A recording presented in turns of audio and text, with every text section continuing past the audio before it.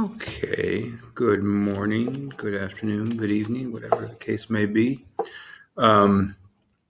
This third unit is all about logarithms, and a big part of logarithms are rules of exponents.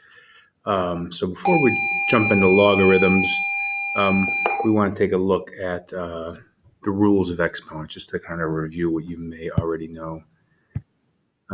Okay, so let's look at a couple examples here.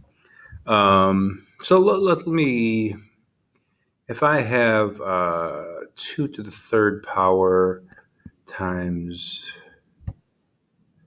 2 to the second power, okay, in expanded form, that 2 to the third power would be 2 times 2 times 2, and the 2 to this, that's 2 to the third, and 2 to the second would be 2 times 2. So 2 to the third times 2 to the second is the same as 2 to the 1, 2, 3, 4, 5. Or another way of thinking about that is if the bases are the same, you can just add your exponents. Okay. These say type your answer using exponential notation. So this is exponential notation here, okay? Notice we're not finding the simplified answer. We're not doing 2 times 2 times 2 times 2 times 2. I think that would be 32. But that's not what this asks for. This asks for exponential form, okay? So 6 to the third times 6 to the fourth. This is 3 sixes. This is 4 sixes. So we're multiplying them all together. So it would just be 6 times 6 to the 3 plus 4. Okay, so we're just adding the exponents, or 6 to the 7th power. Okay, and as long as the bases are the same, it does not matter how many, excuse me, how many terms you're multiplying. So if we're doing 3 terms, it would just be 7 times 2. I'm sorry, 7 to the 2 plus 9 plus 4th power, which is 7 to the 15th power.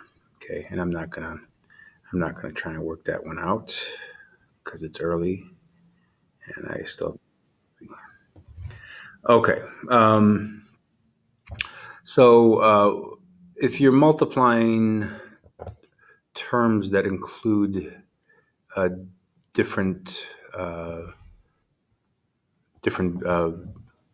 variables within them, just remember that we're multiplying the same term times the same term, or the constant times a constant. So in other words, if I've got negative 7x to the fourth times 3x to the seventh, I can just multiply my numbers times my numbers. That would give us negative 21, and then x to the fourth times x to the seventh would be x to the 11th. Okay, so the number times the number, then the variable times the variable, and that is simplified. Okay, same thing here. Negative 9 times negative 9 is positive 81, so the number times the number, and then x to the third times x to the fourth is x to the seventh. We just add our exponents like we did before. Okay. All right, so let's look at a couple where we have to simplify a little bit more. Okay, so we're going to distribute this 13x minus 3. I'm going to flip this around just for the sake of simplicity explaining. So that goes first, and then this is going to go second. So x to the third plus x to the second plus x to the... Okay. So this is nothing really different other than the fact that once we've multiplied, we're going to go ahead and combine like terms. Okay, so we're going to distribute that term through all 4 terms. So 13x times x to the third is going to be 13x to the fourth, because that's just like an x to the first there. 13x times x to the second would be 13x to the third. So I'm just distributing this term through here, now here, and now I'm going to multiply that 13x times our x here.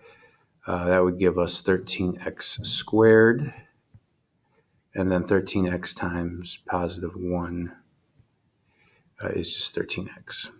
Okay. So all I did was I multiplied our first term all the way through these 4 terms here. Now we're just going to have to do the same thing with this second term here. So negative 3 times x to the third is going to be negative 3x to the third. Negative 3 now times x to the second is negative 3x to the second. Okay, so again, I'm not doing anything new. We're just multiplying terms and simplifying the exponents. But once we've done this, we have to go ahead and combine the like terms to simplify completely. So negative 3 times positive x is negative 3x. Okay, and then negative 3 times 1 is negative 3. Okay, so lots of terms that have to be combined, and I like to cross them off when I use them. So terms that have x to the fourth, turn my light on here.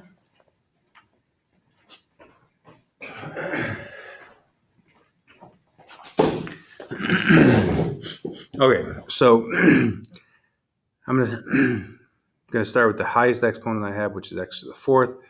I only have one term with an x to the fourth. I'm going to cross that off so I know not to use it.